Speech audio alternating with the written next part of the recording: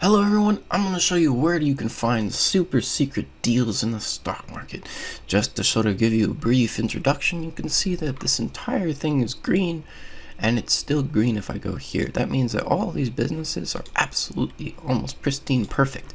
Let's just go ahead and take a look at what these screening things are. The most important possible thing that we could ever hope for in this is sales growth in the past 5 years. Look over here. Sales in the past 5 years. In fact, why don't we go ahead and even reset this? Let's reset this back to, I'm just going to take screenshots so that way I don't forget, of course, but I'm just going to pop this over here and we're going to reset this. I'm going to show you how we do this, because if we start over here, and what I'm going to do is I'm going to pull the market cap up here so that way you guys can sort of see who the biggest stocks right here, the biggest stocks in the world, right? These guys, right? And when we have a question, it's like, well, I want to know, how do you find stocks that are very similar to these businesses? Right? How do you find businesses that are doing just as well, or even better perhaps, than these big major titans?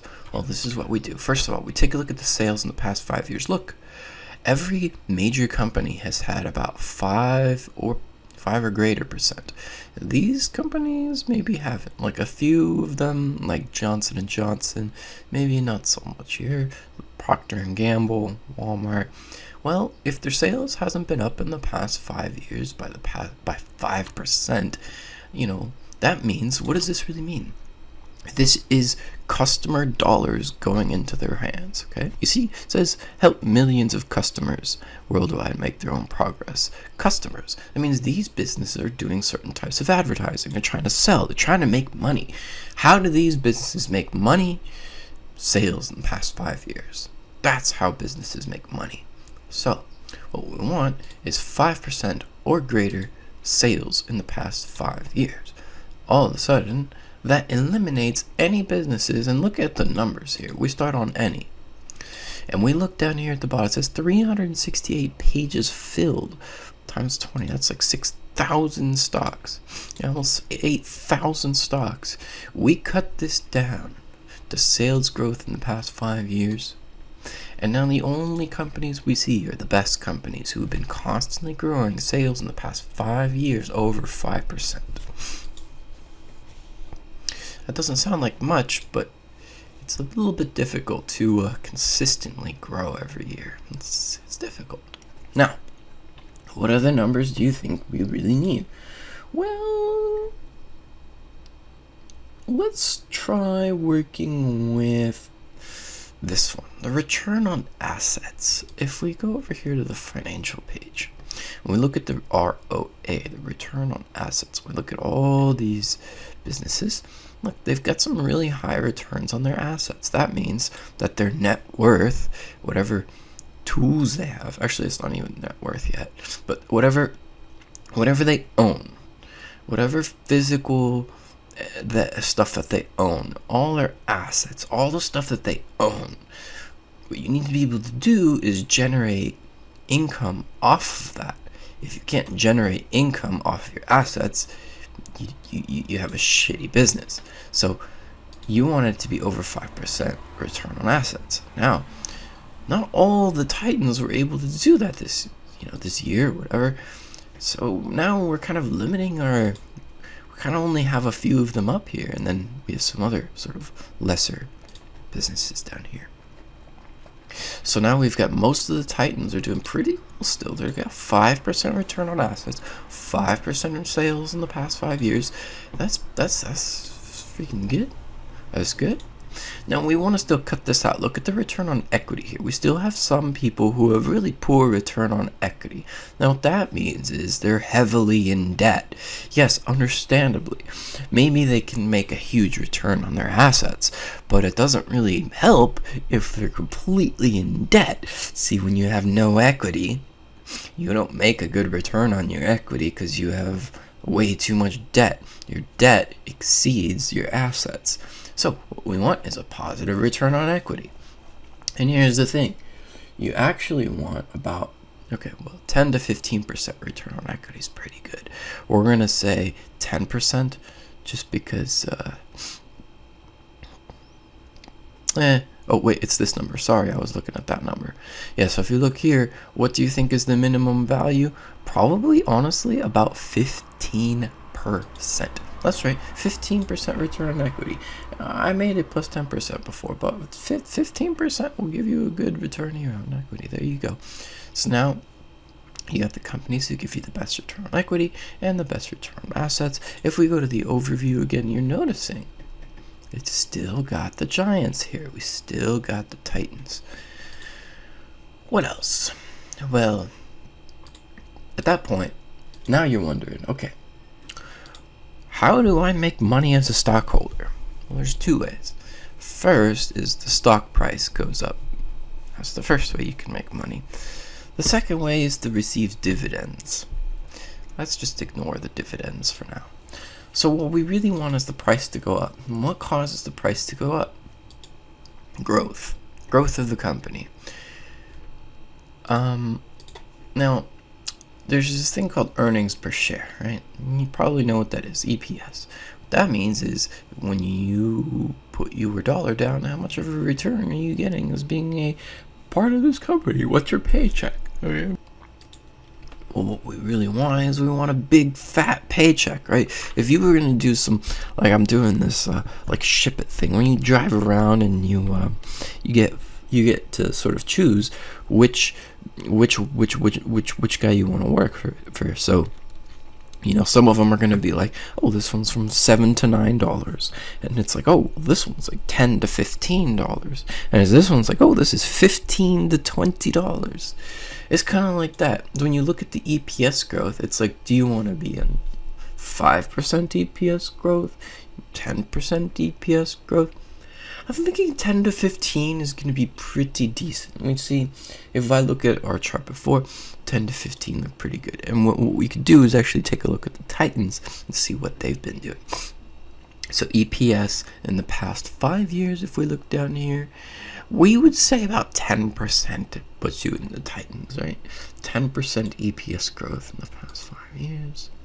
Oops, not under 10%, over 10%. And then, see, we still have the Titans. Now, we go over here. EPS in the next 5 years. What does this say? Ooh. Well, I'd say about 10%. You'd have to give me another good 10% if you want to get some good returns here. So give me 10%. This might cut out some of the Titans now because not all the Titans are going to be able to continuously go for 10% every year. But that's kind of what we're expecting now here from this. Over 10% EPS growth in the next 5 years, you can see here. Okay. 10% in the past 5 years, 10% in the next 5 years.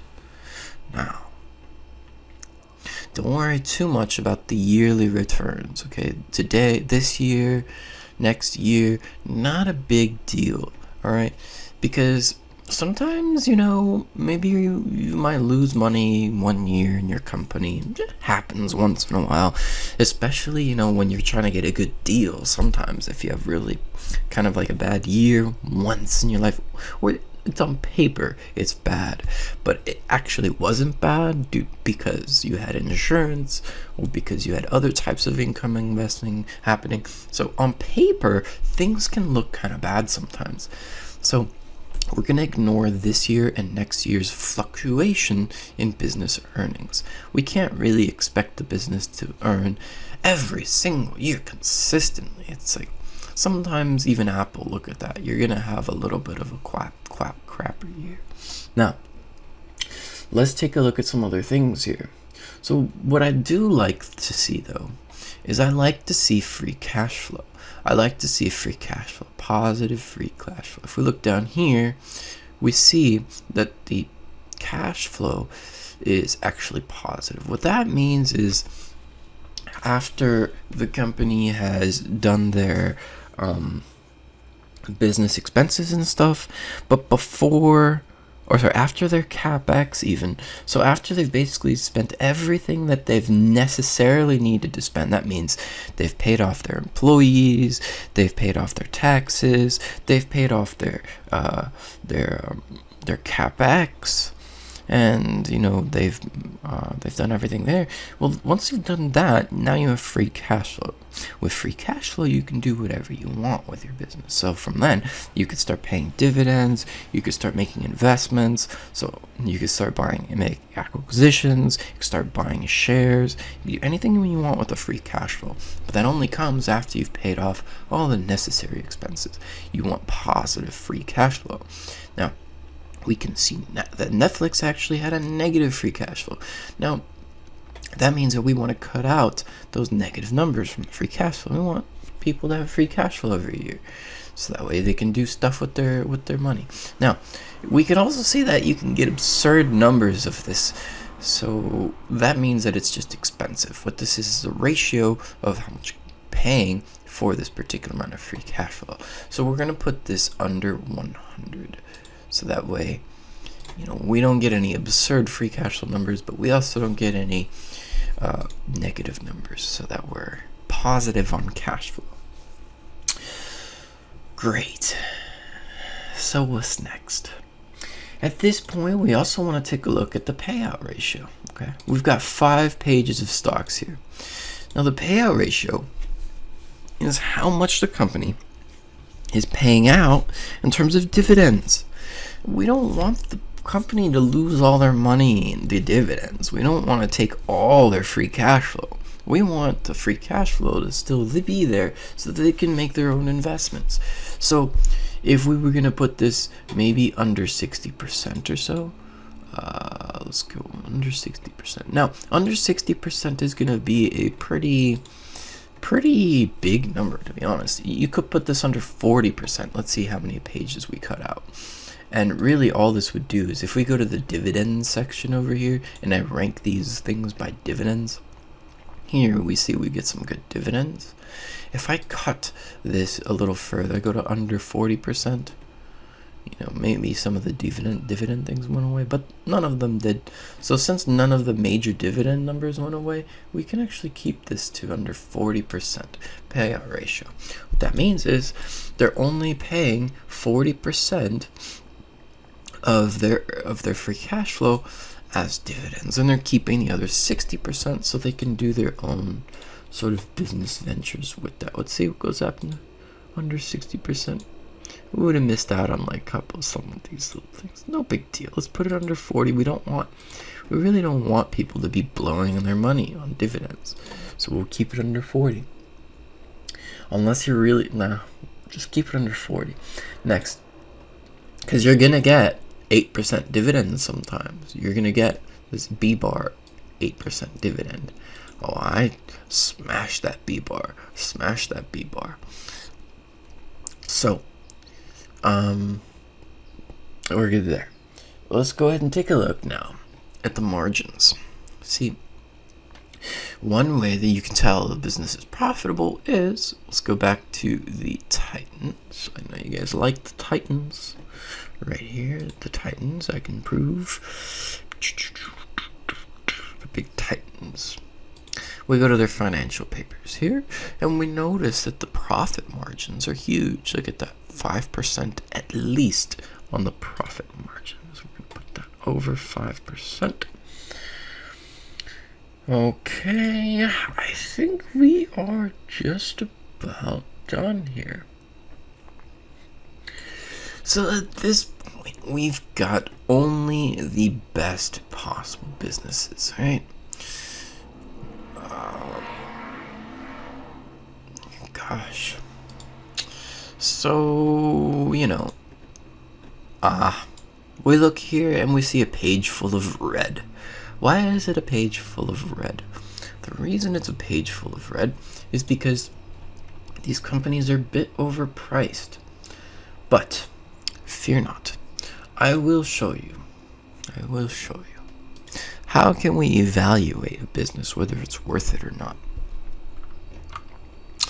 Okay, there is this number we can take a peek at real quick. But first, I want to show you the Titans.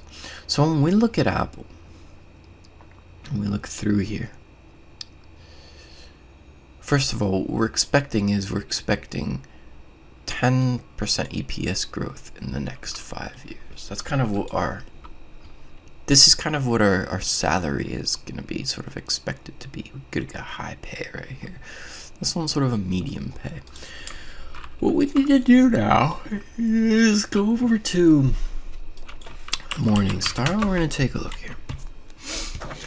We start by looking at their financial statements. We're going to pull up some spreadsheets here. We're going to take a look at the spreadsheet.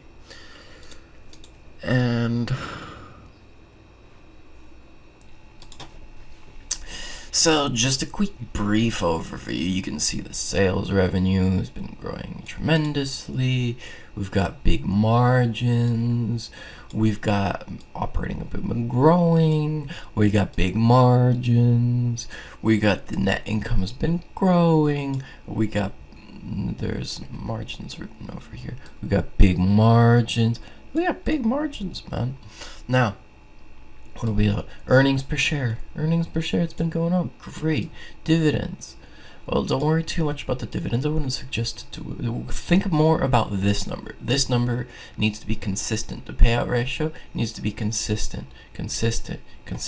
Good. Even better if it's actually decreasing. That would be even better. Now, the shares. Are they buying back the shares? Yeah, they're buying back shares. What happens when you buy back shares? Your equity actually increases. The value of your stock increases. Now, this is actually the most important number right here. Okay, this is called book value per share. What this means is the actual equity of the company. So we're actually going to copy this and paste it over here in this little window. We're going to come back to that later. Now, as you notice, the book value per share has been increasing, and then now the book value is actually decreasing. What does that mean? That means that Apple is getting further and further into debt. They took on lots of debt and they haven't been able to pay it off. So their equity, their net worth has been decreasing. Their assets has been, the liabilities have been increasing. So they're just getting into debt. Now, operating cash flow increasing, pretty good. Cap spending, it's pretty low compared to what they make. Free cash flow, every year, massive amounts of free cash flow. That's freaking awesome. Working capital's good, the free cash flow. Look, this is a really good company, man. You do this, you're going to get 10% every year. That's kind of what you're expecting. Now, let's take a look at the return on assets. If we could see, massive return on assets. They used to get bigger numbers back here. Now they get a little bit smaller. Return on equity. We still got really good return on equity. Yeah. Oh, yeah.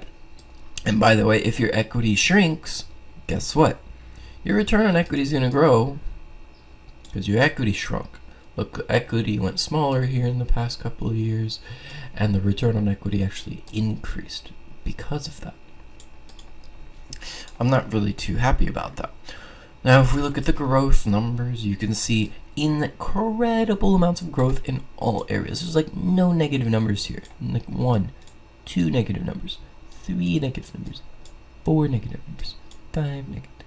Okay, this year was kind of a crap year. Hey, look at this. There's barely any negative numbers. Next, what we need to do is take a look at their financial statement. This is how you can really understand what's going on in the company. We're going to look at the revenue, the cost of revenue. They end up with a gross profit here, which is good. Now, they're paying off their employees, okay, a very small amount. So we end up with about 60% for shareholders. See? So they only took about 40% of, basically pay and party money. This is basically employee salary, and this is party money, and then other way around. This is research and development, and then this is employee pay. And then you've got 60% left for shareholders. This is what you like, and then you look down here, net income available to shareholders after tax, and this is what we get. And then we share it through each share. There we go. So now we got our income there. We're going to go ahead and take a look at the balance sheet. The balance sheet's gonna be really important here. It's gonna tell you how much cash they got. So that's how much cash you're basically buying. This is the total current assets. This is the total assets. Now what you want is growing numbers of assets, right? Okay, so they're actually decreasing their numbers of assets, see? So they grow and then they're selling off some stuff, I guess. Is that cash that they're losing? No. Is that something else that they're losing? No. I'm not sure what it is that they're losing here. Maybe it's this intangible assets thing? I don't know. Essentially what's happening is that they lost some assets in the past couple of years. Now, look at the liabilities here. It looks like they have been, well, relatively consistent liabilities. Got a little more. So here's the stockholder equity. Now, this is a very important number as well. We're going to take this. I'm going to pop it down there. Stockholder equity. This is the net worth of the company. This is the net worth of Apple over the years. We're going to make it like this. This is the net worth of Apple over the past 5 years. This is their equity in the company, the net worth. So Apple was growing, and now it's shrinking. Now this isn't stock price, keep in mind. This is the company itself. The company was able to generate lots of money, paid off their debts. All of a sudden, they started getting deeper and deeper into debt, and they no longer had the assets, and they got more and more liabilities. So they're losing equity, they're losing net worth, they're losing money. Okay, so Apple's losing money basically. I mean, on paper, on the income statement, no, but on the balance sheet, that's where they're losing money, and that's the most important. We can take a look at the cash flow real quick here, just real snippety snap. We're almost done.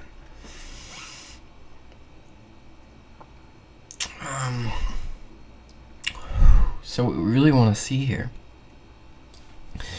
this is the capex. Okay, so make sure it's not too big. We see acquisitions, it's really good. You want to see lots of negative numbers, lots of purchase of investments, maturities are fine, purchase of intangibles, amazing. Other investment activities, amazing. So they've invested a lot of money. That's perfect. You want your money to be put to use here. All right, next, debt issued, not so good. Debt repaid, great. Common stock issued, not so good. Stock repurchased, really good. Look at that, how much stock they're buying. That's awesome. Dividends paid, okay. And then other financing activities. So here we see, good stuff. I mean, they're doing pretty good with their money. They're doing good stuff with the money they have. You don't want them to be making a lot of money and not doing any investing. That would be stupid. It's like LaCroix. That guy makes a lot of money but does no investing. It's kind of stupid. Anyway, let's go over here to the valuation. So we see what they're doing with their money is good. Now, we want to know here, what is this really worth? Okay, this is where you understand now. So we take a look at the book price of Apple. Okay, what this is the ratio between how much it costs to buy the stock and how that compares to the actual cost of the equity.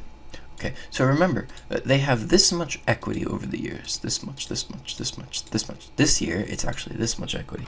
If we were to line this up, it would be like this. I would put that number here along with this number, and this number. They line up together. How does this work? How many shares does the company actually have? We can go look at that over here, key ratios.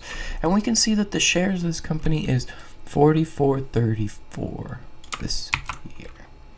Alright, so we're going to put that right there, 4434. All we need to do is just divide these two numbers, get a calculator, and we're going to divide those two numbers, 9488 divided by 4434, and we're going to get a number of $20.40. Now, I'm not sure why it's not exactly right over here, but that's probably just because of like updates and stuff. This is probably an old number, something like that. So that's how you get the book value per share, is you're going to divide the equity of the company divided by the number of shares. And then you're going to get a number that's very close to this number. As you saw from our calculator, it was about a 20. It's never exact. They always do some weird stuff, and they always like update little things here and there. So you could see the value of this company was around those $20 ranges. The equity of that company was around the $20 ranges. Now, for some reason this year, they have a low book value per share. It's getting lower. It's only worth $17. That's how much the share is worth. It's basically if you were trying to buy a square footage of this property, right? Here's the square footage of the property. That's your property, right? That's your square footage. We're going to call that, this is your property. And we're going to give it a little bit of a apple's green, right? This is called Apple right here. This is the property of Apple. Now, each one of these boxes is a share. They've got lots of shares, 4,000, some number right there, about 4,000 shares. And they have equity. That's how much the company is worth. So this whole thing is worth about 100K.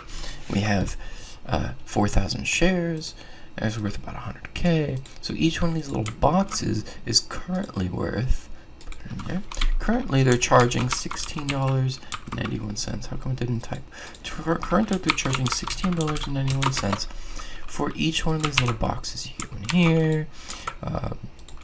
You know, this box is worth that, this box is worth that, this box, all the boxes are worth about $17 if you were to buy this company, you know, at face value. However, you can't just go up to Apple and be like, hey buddy, could I buy a share of your company for $17? You can't do that. You go to the stock market. So you go to the market and you say, okay, I want to buy some shares of Apple. Okay, so how much is the market valuating these shares? Well, we can actually see that the market wants to valuate these shares at 4 times the amount. What the hell? Didn't work. Let's do it like this. Chart. What the hell is this?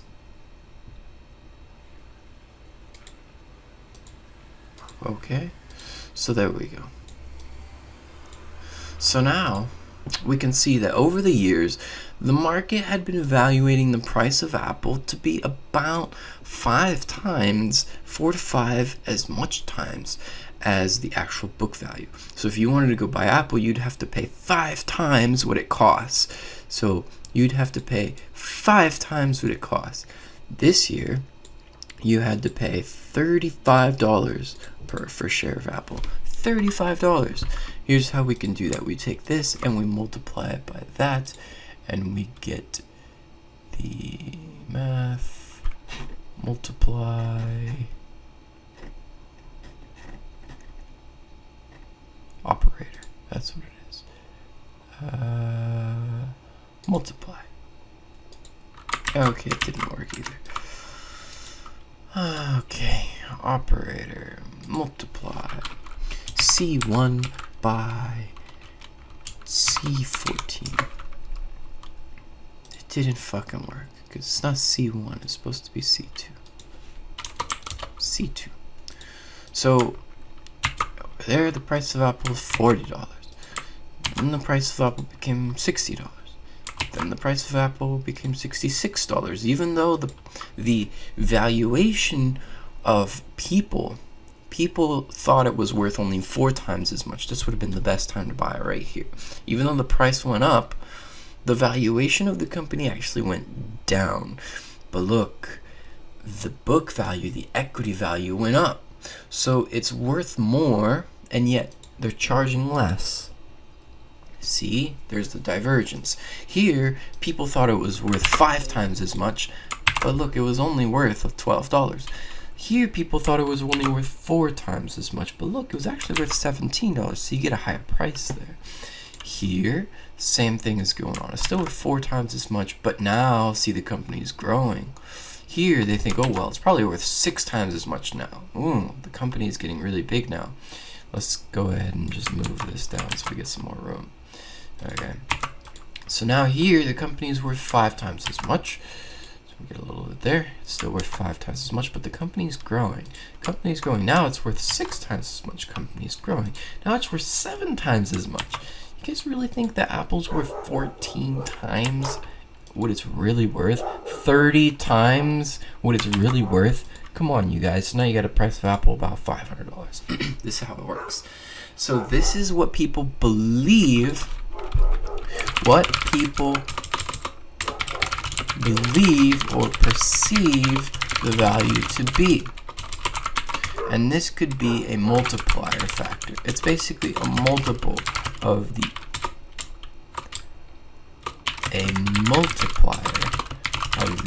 real value.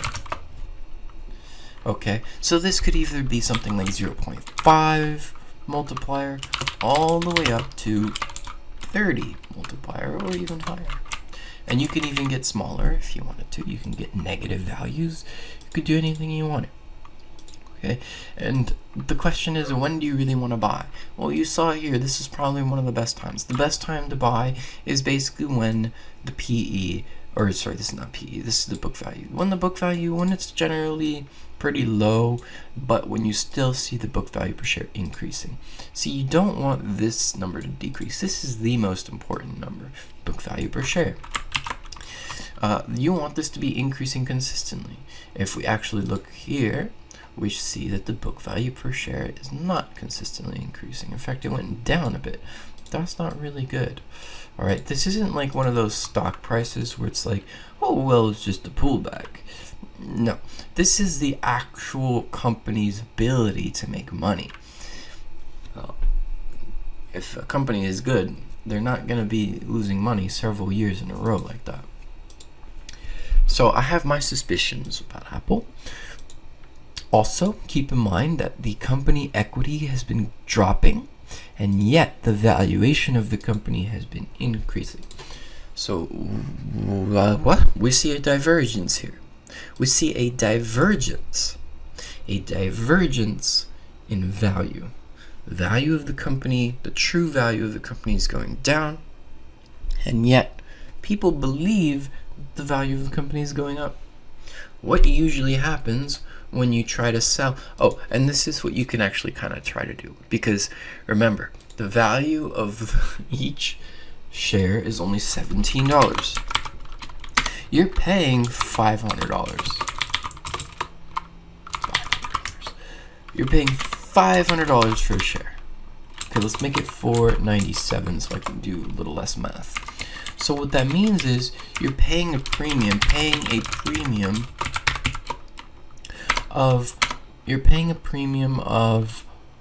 $480 per share. That's your premium. That's how much you're paying for $17. You gotta understand, you're paying. It's really hard to sell something worth $17 for $500. I don't know about you, but I usually have a hard time selling things at a price that they're not really worth. Okay. So if something's worth $17, I mean, as you saw in the past, like people were evaluating Apple about 4 to 5 times the true value. So, okay. That's kind of what maybe the true value is. About 4 or 5, maybe 6 on the upper end. But 30 times as much value, I don't know. Why would it be worth 30 times as much value? Why? Just 'cause? Well, alright. Well, if you want to pay a premium of $480 per share, go for it. Another way to look at this is you're getting, when you put down $1, what we can do is calculate this. How much percentage on your dollar are you really getting here? So I think you're getting 17 divided by 5. Let's see, 497. Yeah, you're getting 3.5 cents on each dollar. So when you put down $1, 3 cents of that is Apple. 3 cents. 3 cents is Apple.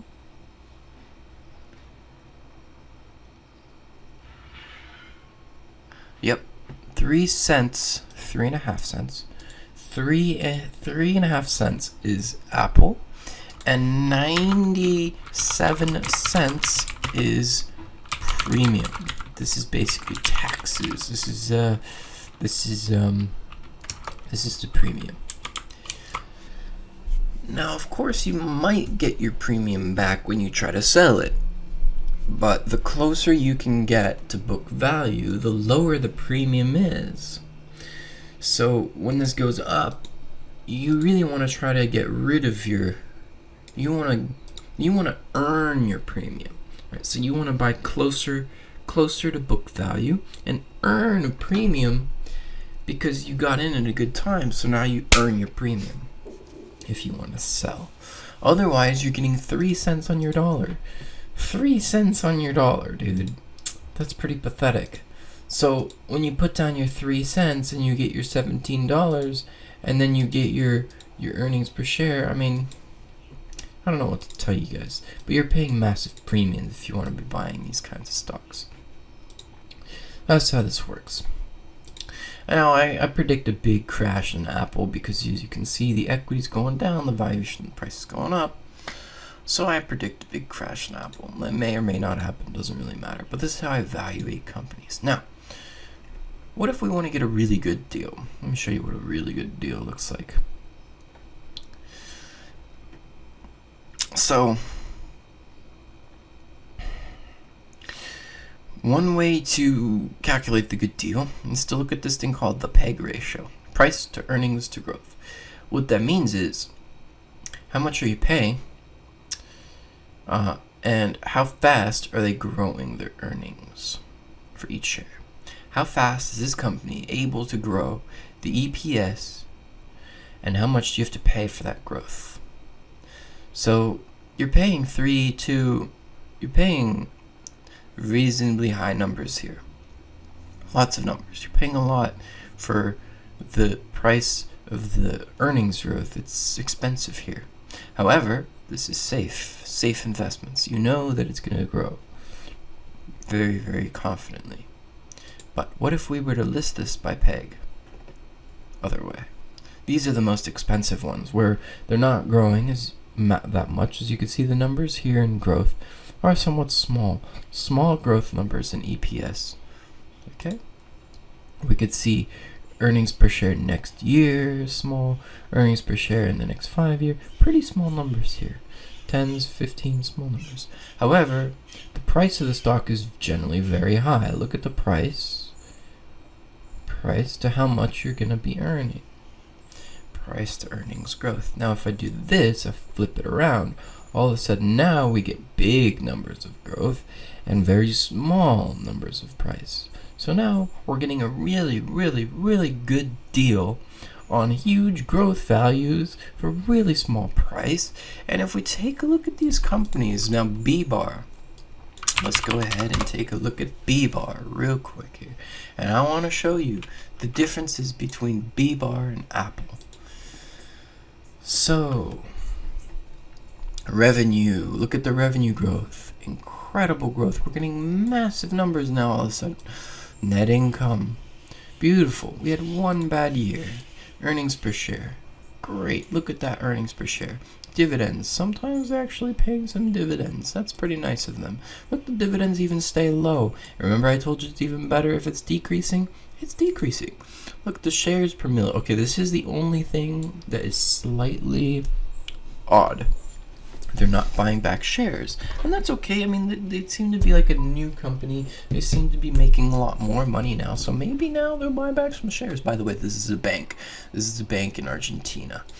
Okay, so yeah, sometimes you might want to go out and take a look at some of those foreign companies, because hey, maybe there's a guy out there in Argentina who's selling off his company at half of the book value. So he's actually paying you to buy his company. He's giving you basically what he's doing is he's giving you 2 shares for the price of 1. That's a pretty good deal. It's a pretty good deal. 2 shares for the price of 1. Yeah, so the book value per share. Remember I told you this is the most important number? This is the most important number. This is how much is your equity growing over the years. Now, it's good if it's not going down. It's good if it's growing up. Now, we got to sort of take a look at the trend here of this company. And there's a reason why I put this as sort of, it's slightly risky. The reason it's slightly risky is because the equity of the company hasn't really been growing. It's been consistent, but for some reason they're not paying off their debts. They're not growing their equity. They're not paying off their debts. That's the only way you can really grow your equities. You pay off your debts. So you look at the balance sheet and you ask yourself, okay, so they've got a lot of cash. Okay, it's a bank. They have a lot of cash. That's primarily what their equity is. They have some plant and equipment here. Okay? And then over here they have total liabilities. Well, look, they actually don't really have a lot of liabilities. They don't really have a lot of liabilities here. Okay, so they really aren't in debt. So that's kind of weird. But here's the stockholder equity. Look at the equity of the company is actually growing. Now, I don't know why it says book value per share is I know why. I'm sorry, let me tell you why. So the equity of the company is actually exploding. I mean, it's exploding. This company's making so much money. They're getting so rich. Why is the book value not growing? Let me tell you why. It's because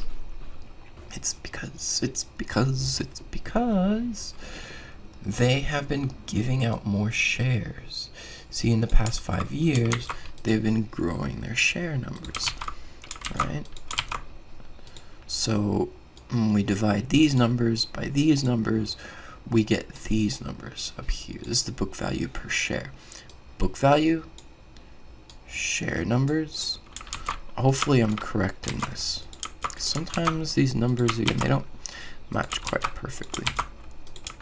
But this is essentially what's kind of happening. Well, if we look at a calculator here, and we can basically divide 82,760 by 82,760 divided by 204 gives us 405. I don't really know what's going on with that, but whatever. They have their own calculation. I don't know exactly how they make this calculation. Somehow they I'm not exactly sure. It's not a big deal. I mean, let's see here, because the thing is, this is not in dollars. This is they're in some other type of ARS. So it's probably this is probably the ARS value, and then if we look at the calculation, ARS to USD, how much is 400 ARS to USD? 400 gives you about $5.50. So if we look back at the book value, yeah, it's pretty close to that number. Yeah. So that was basically the valuation of this company. This is in actual dollars. So when you know the book value per share is about $4 to $5 in the company, even though, look, they've been growing up, bam, bam, bam, bam, bam, that's only because they haven't been buying back their shares. But it's very easy to buy back your shares, especially when you have a lot of cash. We look at the cash flow here, and you see what have they been doing. So they've invested in property, plant, and equipment. That's fine. This is CapEx. They've been making some acquisitions, some purchases of investments. It's okay. I mean, it's a bank. The debt issued. Okay, it's kind of not so good, but debt repaid. Look, they've been paying a lot more debt. See, they've been paying off their debts. They're fine. Dividends paid. Other financial activities. The one thing we do not see is common stock repaid, repurchased. They're not buying back their stocks, but I'm sure at some point they will, and that's probably because right now they're just issuing stock, because I mean, it seems like they're somewhat of a new company. Maybe not I don't know. We'll have to see what this company does, and that's why I say it's a little bit risky, just because they're not buying back their shares, which is not giving us a good equity in the company, which means we're not growing our share value. What's next? What we need to do is finally look at the valuation over here to see how much other people believe that the price of this company is at the current moment. If we take a look at the book value over time, this here is how much over the years do people believe the value of the company to be. So what we can see here is that earlier, back over here, the company was very close to being exactly book value. This 1-to-1 ratio, 1-to-1, 1-to-1.3, and then here it started worth 2 times as much as book value. 3 times as much, 3 times, 4 times as much, but back to 3 times. Now we're back to 1, and now we're back to half book value. This company is selling for half of what it's worth currently. Half. And if this returns back to a reasonable valuation of just 1-to-1, 1-to-1, and companies don't stay at a 1-to-1 ratio. Good companies, like this one's pretty good. Good companies don't stay at a 1-to-1 ratio for that long, because think about it, man. Like, people want in on it. They're not going to stay at a 1-to-1 ratio. The stock price goes up. If it's a good company, the stock price goes up. You're going to get 2, 3, 4, 5, 10, 20, 30 times your book value if you have a really good company. So when you buy in at half book value, or even at 1 book value, or even on the low end of the average, if this was the average here, the low end would be 1, right? And we didn't even have that. 1 would be a good deal. We're getting this at 0.5.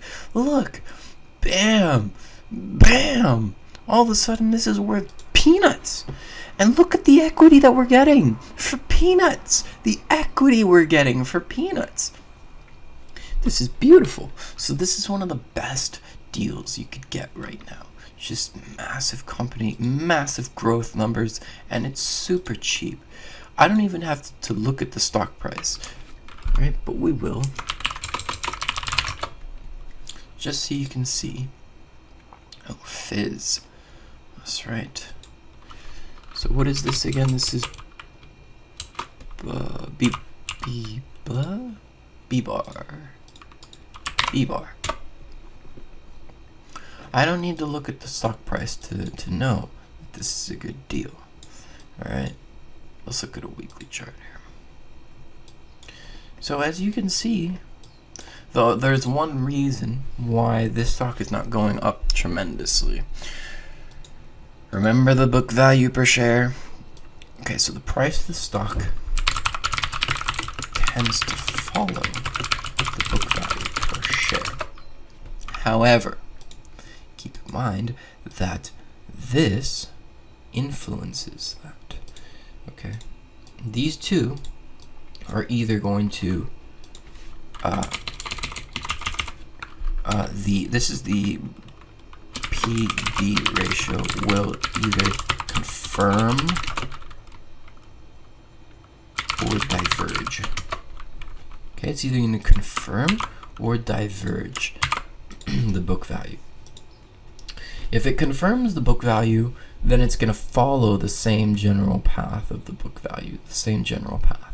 If it diverges from the book value, either the book value going down and the valuation going up, that's Apple stock, that would tell you that it's a really good time to sell.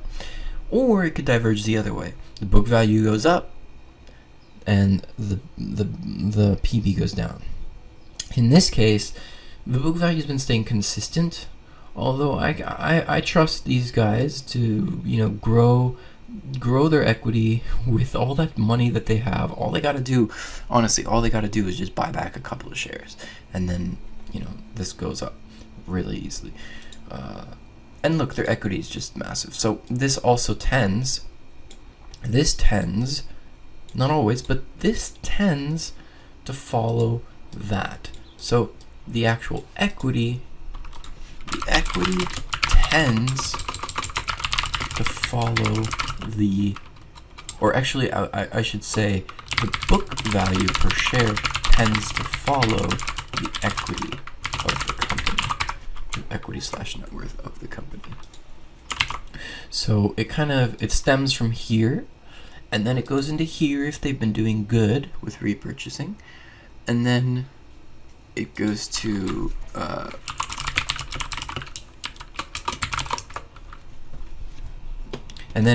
here. Okay.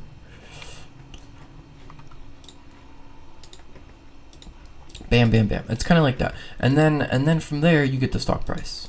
So let's look at the stock price. So what's the stock price actually look like? What does the stock price look like the most? What does the stock price look like the most? Let's I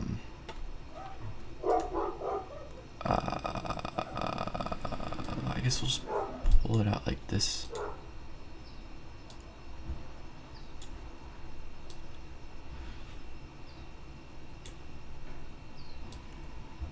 Structurally, what does the stock price look like the most in terms of the value of the company? I really wish I could put it on the same page, but I can't. Let's push this a little bit there, make it a little smaller maybe. There you go, and then you can see this over here. Doesn't it look like the book value? Looks just like the book value. Hold on a second. If we put this actually at a daily chart, where's the stock chart? Where'd it go? Where did it go? Where did it go? Where did B-bar go? Where did B-bar go?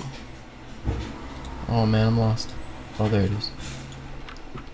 A weekly chart's a little too big, but if we look at the daily chart, this is actually what the thing. So much. Okay, so when we compare the price of B-bar to those three graphs, what we actually get is this graph here. Okay, it looks very much like that graph. Goes up, it comes down. That's totally there, because look, if the book value stays consistent straight across like that, then the price is only going to do what this thing does, because this tells you it's trading at twice that price, 1 times that price, 1 time that price, 1 time, twice, 3 times, 4 times, and back down to half times that price. So our base price is basically whatever the base price was back then, but it's been basically consistent. The base price was $5, and then at that point it was trading at $10, so it's probably around there or so. So it's trading around $10, and then it was trading around $5, and then it was trading around $20, and then $30, and then now it's trading around $2.50, $3. So you see, this tells you what the estimated valuation of the company is, the stock price. This is the sale price. If you go to the store and you're trying to buy B-bar, that's on sale right now for 2 for $1. Pretty sweet. And you look at the equity and you look at the book value and you're saying to yourself, well, I believe that this is worth at least 1, maybe 2 times as much to the company, perhaps, if it goes back to reasonable valuations. And I do believe that the book value is going to continually increase along with the equity. Maybe not this year, but in the future, I do believe that it's going to do that. And if it doesn't, hey, guess what? They're throwing in a really big bonus right now. Let me show you what that's all about. They're throwing in a really big bonus. Where's my stock screener? Look, when we go back to the stock screener here, we wanted to buy B-bar, and we're thinking to ourselves, well, maybe I'm not going to get that much of a good return on that. Think again. Look at that, 7.5, almost 8% dividends right there. So when you put in, this is that's really good. So you're set your 8% dividends that you're going to get, along with a very likely increase in stock price and very likely possible increases in equity, which would definitely cause the price to go up. The price Once again, these are the rules. The book value tends to follow the equity of the company. This is the equity of the company. The book value tends to follow this if they're doing the right things. The only reason it's not is because they're not buying back their shares. In fact, they're adding shares. So that means that as the equity goes up, if they add shares, the value is still going to be relatively consistent. Grow the company, add shares, value stays consistent. Grow the company, buy back the shares, and now the value of each share goes up tremendously. So if they don't add any more shares and they keep growing their equity, the book value is going to go up. If they do nothing, if they keep adding in shares, keep selling more stock, then that's a problem. And then finally, the price of the stock tends to follow the book value per share. However, sometimes the market goes nuts. Sometimes the market pushes the value up really high, and sometimes it pushes the value down really low. You want to get in when the value is really low, when you know that you're going to have good equity in the company, and it's going to grow, it's going to be profitable, you're getting a good deal out of it. Again, the criteria is definitely going to be the PEG ratio. This one here is going to give you the best types, and I'm going to go and put the PEG ratio under 1. So I know I'm getting the best deals possible. What that means is I'm paying the least for the maximum amount of earnings. Okay, so I'm getting the best deal. And then over here, price to book, remember that this is relative. Okay, it's relative to the average, so you got to take the average. Anyway, hopefully this makes sense and it shows you how you can find good deals in the market. I'm currently actually buying Suppen. And where are the other two that I was buying? I think because I put the return on equity a little too high, they didn't like that. Because if you see over here, wait, is that right? Why did what was wrong about that? What's the return on equity? The return on equity, oh, yes, that's right. Like the return on equity is only 10%. 15%. Okay, that's fine. 10%'s fine. So looking for the EPS growth of the next 5 years. Yeah, don't worry about that. I mean, I could make this 15 if I wanted to get even better deals, but 10% works pretty well. Return on equity. So I'm currently buying B-Bar, Co, LPG, Suppen. Reggie's a little bit high priced. Why is it high priced? Let's take a look. I'll show you why Reggie's high priced. I think I actually have. Okay, we're going to take just a quick look at Reggie, and I'll show you why you might find high priced deals in this anyway. It's really quick. All you got to do is just briefly glance over this to make sure that the numbers are growing. Nothing's too weird. It looks pretty good. Then what we want to do is we're going to take the book value per share, and we put this here in our spreadsheet. That's the book value per share. We're going to go ahead and do a little chart here. And we get the book value per share. And then what we want to do is go and check to make sure that the book value is following the equity, the real equity of the company on their balance sheet. So we look at the balance sheet and we follow the real equity of the company, which is here, these numbers. We notice the equity has been growing, which is good. That gives us confidence. So we could see that the equity of the company and the book value per share tends to follow each other. Right? This is the equity, the real equity. This is the book value per share. It tends to follow that pretty well. And then we have the valuation of the stock, which price to book value, if we can, tends to follow all of that. Now this is where you're going to find whether it diverges or whether it follows it, or this is going to tell you how much is it going for, what's the going rate. And they actually tend to all follow each other here as well. And it's true, I mean, they tend to follow each other. That should make sense. But when you get divergence, that's when you can see. So right now we could see on average, honestly, this price is slightly on the higher end. If we could have got this around like here in the half value ranges, that would have been a little bit better. but the company wasn't doing so well back then. Now it's doing much better. So what we want to do is kind of wait for a little bit of a pullback in the stock price. You could just kind of look at the stock price here. Also keep in mind that, you know, if this was uptrending, if we'd managed to get it around here, that would have been beautiful. But now see, we're buying it around here. That's not necessarily the best deal. And it would have been better if we had gotten this around like the 0.6 to 0.8 ranges. Would have been pretty good. If it was 0.6 to 0.8, then we would know that how much is the value of this book value? Where how am I doing? What's the book value right now?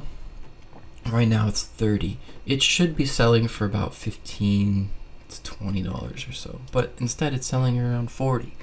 So for me, I would only want to buy this around $15, $20 around here, exactly. Right in this area would have been really good. So when it comes down to here, if the company's still doing well, then that's good. You got to understand that the price that you see on the shares, the price of the stock here, this is just, you know, this is just the price value. We're really buying a company. Who cares what the price is? I mean, get it low. If you can get a good deal on your company, get it low. And then when are you going to sell this? I mean, hopefully you're just going to hold on to this for a really long time until maybe you find an even better opportunity one day. Or maybe you want to cash out to buy some real estate or make a better investment. Really, the only reason why you would want to sell your investments, first of all, the only reason you get into an investment is because you know it's going to be a really good investment. So you're not just going to get in randomly and buy willy-nilly. And the only reason to get out is if you see an even better investment. Either that or something like Apple happens where you get the divergence where your company equity starts going down and yet the price per book of the company goes, or the PB value goes up and equity goes down, and you get that kind of negative divergence. That's when it's time to sell your stock. So get out of your company because the company is going kaput, but everybody thinks it's worth like 10 times as much as it really is. Anyway, that's going to be kind of their fundamental analysis on stocks. And just remember that stock prices tend to follow the equity value of the company. It tends to do that. If we look here and we take a look at the they tend to follow the equity of the company. So if we do that, take a picture, make it slightly smaller, put it here, take a look at the equity of the company itself. Where is it? I made them too big. So the equity and then the book value, and then really the price sort of follows this around a little bit more, but it's kind of a combination. This is the multiplier. This is the true number. This is the number for shares.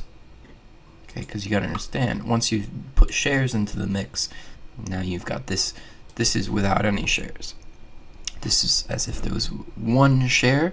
This is how much it's worth. Once you start dividing that up, now you get book value per share, and then you get the multiplier factor. And the multiplier factor is actually what makes it look like that. Okay, so if the equity starts, notice how it popped down here a little bit, but we did not get a drop down, and the reason it did that is because the last tick of equity pushed it up. So even though it came down, the equity is still going up, and so it's just not. We're just getting a better deal. The equity of the company went up, the price of the stock is still the same, we're getting a better deal. You see, this tells you the deal. Deal or no deal. That's this one. That one right there. Deal or no deal. This is it. Bam. Deal or no deal. This one is slice of the pie. All right. How big is the slice of the pie?